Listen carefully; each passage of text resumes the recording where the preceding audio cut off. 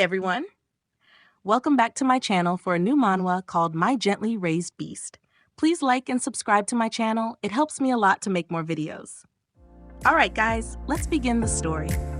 This is the Cinderella story of Blondina, whose life changed drastically when her father decided to raise her at the palace alongside her nasty step-siblings. Blondina had long blonde hair and gray eyes.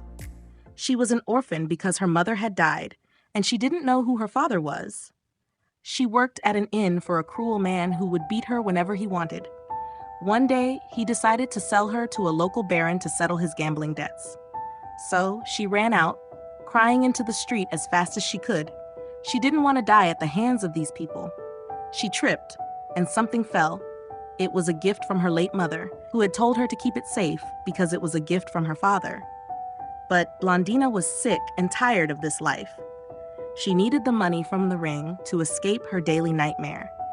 She entered a pawn shop, and though the owner didn't want to deal with her at first, when he saw the ring, he jumped out of his seat and asked her where she had stolen it from. He told her to wait, and soon returned with guards. The guards took her to a luxurious place. Blondina cowered in the corner of the room, scared. Soon, a tall man who resembled her entered the room and declared that he was her father, the emperor. A few days after arriving at the palace, Blondina began learning etiquette and all the rules a royal should know. One day, a servant informed her that the emperor had invited her to a tea party. She arrived and introduced herself to her siblings, Lart and Adalai. Her father explained the fake story they'd created to avoid suspicion. They wanted people to believe she had been sick and was receiving treatment in another empire, only now returning because she was better. They didn't want anyone to know about her commoner origins. After the tea party, Lart found her and started insulting her. She replied back, which insulted him and made him mad. She kept her cool, unsure of why he was acting like this. But then Adalai entered the room, looking down on Blondina. Wanting to be rid of them, she brushed it off and left. On her way back to her room, she heard meowing in the garden. She followed the sound and found a cute black cat. But this little beast spoke to her in human language, telling her it wasn't a cat. Blondina was shocked to hear it talk, but then noticed its injured leg and the broken branch nearby. She spotted two other beasts hiding and scolded them for bullying their friend. They ran away, and Blondina offered to take the beast back to the palace to care for its wounds. At first, it protested, but when she explained that she was lonely, her mom had died, and her father and siblings barely acknowledged her, the beast jumped into her arms. She told him he would be her first friend. As they headed to her room, Blondina became scared of one of the servants, and the beast enlarged its presence to protect her. Blondina was surprised by the servant's reaction. Then, the beast transformed into a dark-skinned human boy. Blondina was impressed by him too. The servant recognized him as the Black Leopard, known as the cruelest of them all. Since Blondina wasn't comfortable with the servant, the boy asked why the servant was looking for the princess. The servant explained that the emperor had ordered her to wear the imperial bracelet. After giving her the bracelet, the servant left. The boy wondered why the emperor hadn't given it to her himself. Still in a rush to get his leg bandaged, Blondina didn't acknowledge the boy's greatness, which upset him. He turned back into a cat so she could carry him and even asked for a hug as they made their way to her room. Once they arrived, he revealed his name. Blondina told Amon to call her Britty, because that's what her mom used to call her. She finished bandaging his wounds, noticing that it was already late. The sun had set. She wondered if it was too late for him to go back home, but Amon said he would sleep here for the night because she had been kind enough to treat him. He mentioned that it was his first time sleeping where humans do, since his kind weren't close to humans. They hated men for their foolishness and deceit. They could tell by the smell, but Amon told her that she didn't smell like that. She wanted to know more, but he didn't go into details. She asked how old Amon was, and she found out that she was older than him. He revealed that unlike normal animals, they transform into their adult forms when they are 18 or 19. That's when they have a ceremony to celebrate it. Blondina stroked his head, and Amon blushed, telling her not to pet him there. She asked if she could pet him somewhere else. After that day, Amon started visiting Blondina often, making up weird excuses to see her. But Blondina was just as happy to see Amon every day. Emperor was asking if it was the last one. Here, it refers to people with blonde hair and golden eyes. He was searching for a person with those characteristics so that the magic stone would react, but all of his trials were failures. There was a special power passed down only to golden-eyed blondes, but he hadn't found the right person yet. At that moment, he thought of Blondina. He remembered her blonde hair and how it resembled her mother's, but Blondina's eyes were blue, not golden. Her mother had the characteristics of the person he needed, but she didn't possess any special power. Then the Emperor reveals how he met Lily, Blondina's mother. He had fallen in love with her, and back then, he didn't care about his bloodline or the throne. He just wanted to be with his family.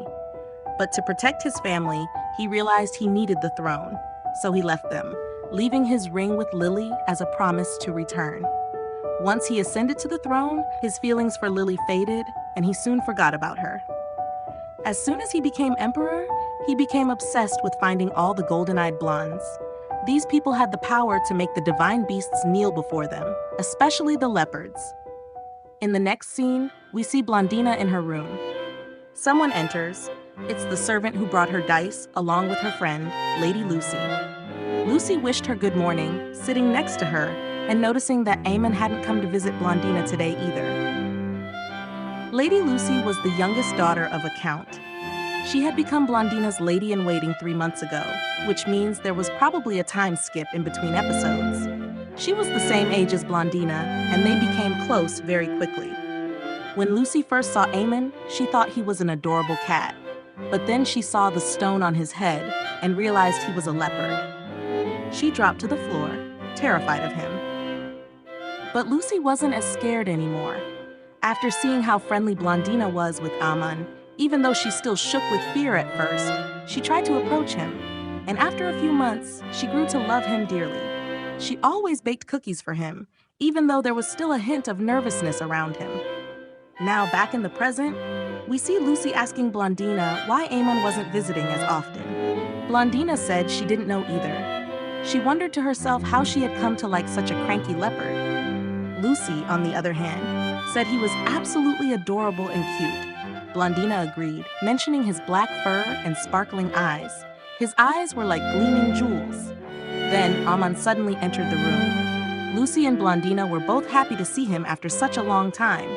But then Lucy screamed in terror when she noticed Amon had brought them a sparrow, which appeared to be dead.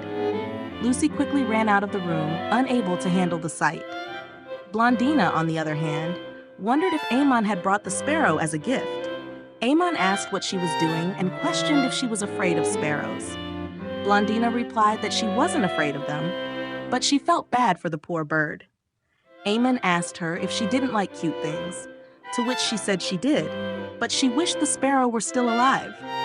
Amon then told the bird to get up. Apparently, he hadn't killed the bird. He had simply told it to play dead. Amon commanded the sparrow to go play with Blondina, much to her amazement. Blondina listened as the sparrow chirped away, speaking to her in a cheerful, lively voice. She then glanced at Amon, who gave her a soft smile, and she couldn't help but laugh at the moment. Curious, she asked Amon why he hadn't come to visit her as often. He explained that he had to visit the sacred mountain to regain his strength. Blondina wanted to know more, but Amon didn't reveal any further details, keeping her intrigued. Blondina then turned her attention to the sparrow and asked if it was also a divine beast like Amon since it could talk.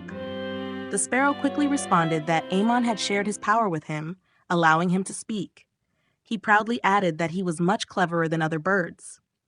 Amon, however, shot him a deadly glare, clearly telling him to stop talking.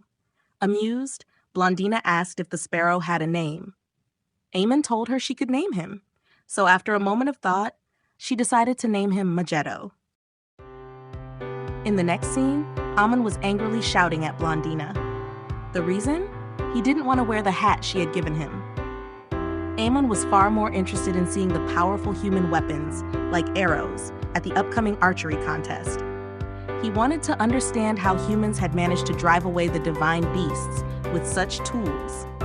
Blondina, on the other hand, insisted that if he wanted to accompany her, he would need to appear as her pet cat, which meant hiding his transformation stone. When she suggested he attend the contest as his true self, Amon quickly dismissed the idea. He knew it would draw the attention of other divine beasts, and he didn't want to risk them finding out and possibly hurting Blondina. As he brooded over this dilemma, Magetto, the sparrow, chirped in, teasing that Amon looked cute in the hat. Enraged, Amon immediately started chasing the poor bird around the room, making Magetto regret his playful comment as he darted around trying to escape Amon's wrath. In the next scene, they arrived at the hunting grounds. The Emperor and Blondina's siblings made their grand entrance to the contest, while Amon, with his sharp instincts, asked Blondina why she hadn't joined them. Blondina told him that the main character always needed a solo entrance. However, Amon sensed that something else was going on. As the Emperor gave the command to start the competition, archers began shooting their arrows. Magetto, ever the curious sparrow, asked Blondina if there was a sparrow shooting contest. Blondina chuckled softly and said no. Magetto, full of indignation, muttered, "Humans are so cruel. Poor thing." Amon, meanwhile, was growing more and more bored with the archery. He asked Blondina what the purpose of all this was. Blondina explained that humans did this for entertainment, but it didn't seem to impress Amon at all. Sensing his boredom, she offered to take him to look at some trees instead. Amon, unimpressed, questioned the point of that too. He was simply relieved that he didn't have to watch weak humans play with their arrows. While Blondina bent down to examine some ants, she playfully asked Amon if he would climb the trees, since leopards were known to be excellent climbers. But then, suddenly, an arrow came whizzing by, nearly striking Blondina. Her heart raced as she stood frozen in fear, holding on to Amon tightly, her body trembling. Poor Blondina. The trauma from her past made her believe she had narrowly escaped death once again. But who could be the person who tried to shoot her? I guess we'll have to find out in the next episode. And trust me, you won't want to miss it. In the next episode, we'll see a very angry Amon in his human form, ready to protect Blondina. We'll also see Adelaide, who seems to be planning something sinister. Thanks for watching, guys. Make sure to like and subscribe, and I'll see you all in the next episode.